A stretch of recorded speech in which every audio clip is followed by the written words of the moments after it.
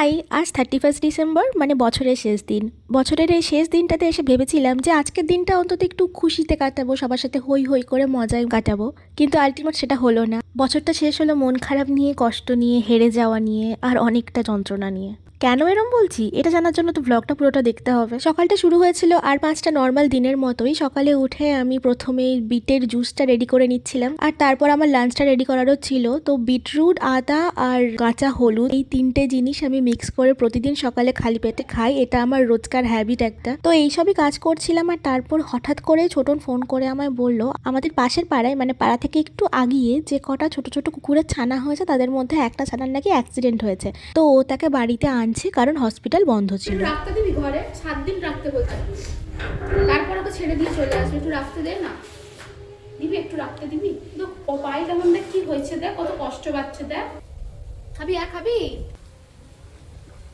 ওকে pain killer injection দিয়েছে। বাড়িতে নিয়ে আসার আগে বাচ্চাটার একটা প্রাইমারি ট্রিটমেন্ট করিয়ে নিয়েছিল, কোনো একটা পেন কিলার ইঞ্জেকশন দিয়েছিল, কারণ বাচ্চাটা সত্যি খুব কষ্ট পাচ্ছিল।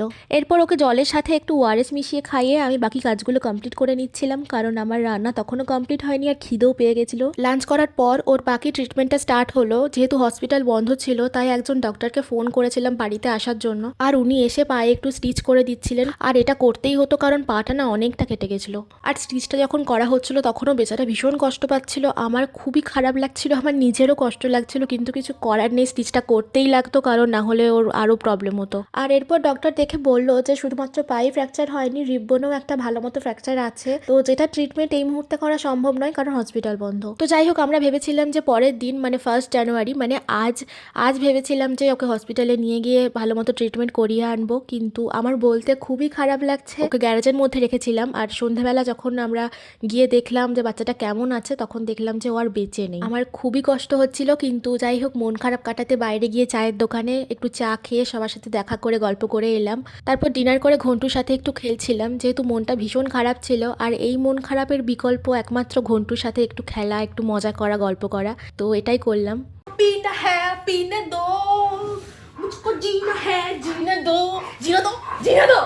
এদিকে এদিকে এদিকে এদিকে কি হয়েছে বল, বল বল বল, তোর জীবনে কি সমস্যা বল, বল তুই বল, তোর জীবনে কি সমস্যা তুই বল তো আমাকে। কেন কামড়াচ্ছিস কেন? মাগো কুত্তার বাচ্চা।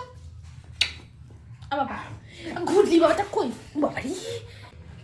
আরে চুমু দে, একটা চকাস করে চুমু দে, দিদিকে চুমু দে। একটা এরকম ছোট লোক কুকুর পেছন ঘুরিয়ে আমার সামনে দাঁড়িয়ে গেল। মানে ঘন্টুকে এখন পিছনে সুরসুর দিতে হবে, আমি দেখাচ্ছি।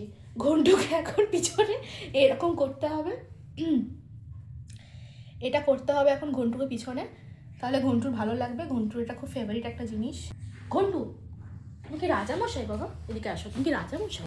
যা, তোর সাথে আমার কোনো সম্পর্ক নাই, তোর সাথে আমার কোনো সম্পর্ক নাই, আরই তোর সাথে আবার যা। ওই ওই ওই ওই উইশ কর, হ্যাপি নিউ ইয়ার উইশ কর, উইশ কর, হ্যাপি নিউ ইয়ার উইশ কর, happy new year, happy new year. Boss boss boss, বল হ্যাপি নিউ ইয়ার, বল বল হ্যাপি নিউ ইয়ার গাইজ। ঘন্টুর ভয় লাগছে, বাজি ফাটলে ঘন্টুর পেছন ফাটে, মানে ভয় লাগে। Happy new year guys.